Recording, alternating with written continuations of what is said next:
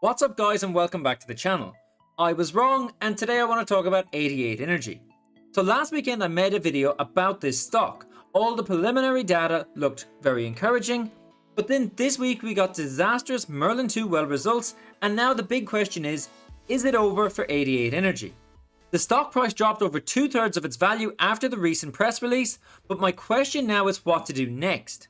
Is it time to sell up and forget about 88 Energy, or is this drop an overreaction by the market and is there now value to be had? In this video I will give you my honest view of what I see at this company. It's not all bad, but there are some very concerning issues that I feel everyone should be aware of and think about. As always, this is not financial advice and I'm not a financial advisor, but if you do enjoy this content or find value in this video, can you kindly show your support for the channel and smash the like button. Now let's get into it. So earlier this week, 88 Energy announced wireline logging results at Merlin 2, and this was extremely disappointing. Provisional analysis of the wireline logging program indicates reservoir quality at the location is insufficient to warrant a production test. MDT tool was unable to obtain fluid samples from target zones despite encouraging oil shows and logging while drilling data. The pre-drill expectation was that superior thickness and reservoir quality would be encountered to the east of Merlin 1, whilst thicker target intervals were noted at Merlin 2. Whilst the data appeared to be largely consistent with that observed at Merlin 1. 88 Energy will now assess the merits of a future 3D seismic acquisition program to better identify the modern processing of data, future drilling locations, to optimally test and determine the potential commerciality of the peregrine acreage. Forward operations for the Merlin 2 well will now focus on plugging and abandoning the well and commencing demobilization from the drilling location. So this has come as a huge disappointment. Only last weekend I was making a video about how encouraging the initial data from 88 Energy had been, and this looked certain to have good results. However, I was wrong. I took the data at face value from the company's press releases, and it turns out that the data has been proven to be incorrect. 88 Energy CEO Ashley Gilbert has said that whilst the initial results from the Merlin 2 well were encouraging, results from the wireline program have demonstrated target zones to have lower than anticipated porosity and permeability, resulting in difficulty obtaining fluid samples. The initial assessment of results from the Merlin 2 well are largely consistent with Merlin 1 exploration well drilled in Project Peregrine in 2021. Which leads me on to another fact that I do not like. I thought that this time would be different, that the wait for good results was coming to an end, but I feel like history is repeating itself, and that's very concerning. Almost exactly 1 year ago to the day, on April 6th, 2021, 88 Energy announced an operations update that again said pretty much the same thing. Initial observations indicated the presence of oil, but then they ran into problems with each of the drilling sites before eventually concluding that it was then too late in the season to initiate flow testing operations and the forward program would consist of plugging the well. But what effect did this have at the time? On April 6th, EEENF stock opened at less than 1 cent, having been trading around 10 cents the day previous. And then just 2 weeks later, on April 19th, a proposed issue of securities, a dilution of 44 million shares. But the stock never really recovered from that up until January 2022. 88 Energy had traded around 2 cents for most of 2021, so once again we have seen the same thing happen. From 0.025 on Monday, it dropped down to just 0.0065 on Tuesday. A drop of over 75%. But is this drop too much? Has 88 Energy dropped lower than it should have dropped, which leads me on to a point of strength for this company. The Merlin 2 well is not endgame for 88.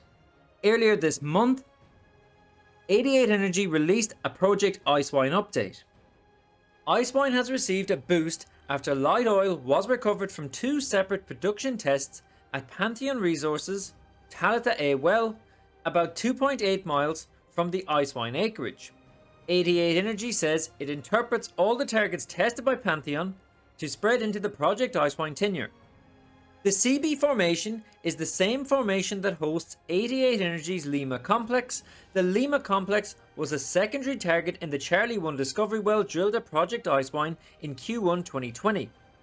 The results of Pantheon's well, together with the previously drilled Alkaid 1 well, will be taken into account in the revaluation of 88 Energy's Icewine 1 well data. Project Icewine covers around 195,000 acres and is located on the same trend as a number of recent findings in the Schrader Bluff and CB formations.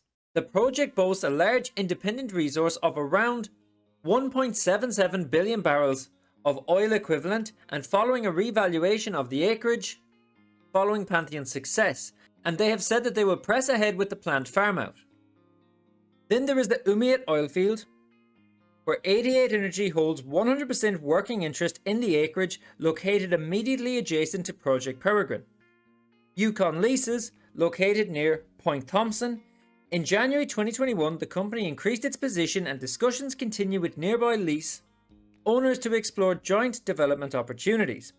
Plans for future exploration continue and will be subject to farm out and other discussions. And finally, we have Project Longhorn. The oil and gas production assets, collectively known as Project Longhorn, are located in the Permian Basin in Texas. The acquisition represents 88 Energy's first move into producing oil and gas assets and is in line with the company's strategy to build a successful exploration and production company. Project Longhorn contains well understood geology with low technical risk and provides near-term upside. There's planned capital development activities have been certified proven reserves given their low risk nature, with forecast gross peak production rate of 1300 BOE per day in 2024.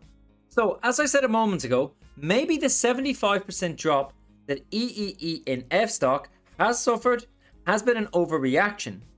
The Icewine project alone could still hold significant value, but the Merlin 2 results was a real kick. And I do wonder if the thought of more dilution could be factoring into the thinking behind such a drop. But having dropped down to a market cap of only 171 million, maybe there is good value here now. After all, 88 Energy is in a much better financial state than most junior oil companies. When we look at the latest financials that were released just 2 weeks ago, 88 Energy have total assets of 145.7 million and liabilities of just 5.9 million, meaning that they have total equity of $139 million, so there is not a huge gap here between the market cap and the total equity value right now. If all bets had been resting on the success of Merlin 2, then those results would have been endgame. But with Project Longhorn and with Icewine looking very promising considering the success that Pantheon are having only a couple of miles away, maybe there is still some value here.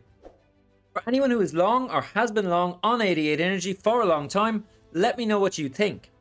Have you dumped your shares this week after the announcement, or are you holding and averaging down? Drop a comment and tell me your thoughts about the current state of 88 Energy. Finally, my last concern, and this has been a concern for a long time, and if you watch my videos over the past year, I have said this on numerous occasions, and that is that the share structure is really bad here. Back in February, the company announced that it had successfully completed a placement to raise $32 million through the issuance of 914 million shares at a price of 3.5 cents Australian. And then just a few days later, the awarding of 15.8 million shares as performance rights and a total of 57 million shares to be issued. That's nearly 1 billion shares being added to the share structure of this company, which according to the 88 Energy website brings the total shares issued to over 15.8 billion. Now I've seen so many comments over the past year about 88 Energy reaching 50 cents or $1, or in some cases even more. But really, that would make 88 Energy one of the biggest oil companies in the world, which is not realistic. Now I know a lot of you watching this don't want to hear it, but I think it's unrealistic for a junior oil stock like 88 Energy, but I have to be honest about it. I see too many comments throwing around these price targets that take no consideration of the market cap of the companies. And that's not just 88 Energy, I see this with every stock I look at. But when it comes to 88, maybe there's enough here to suggest that there is still potential, and at this current price, which is the lowest it's been for a year, there could be significant upside from this low. But that is just my opinion, and I am not a financial advisor.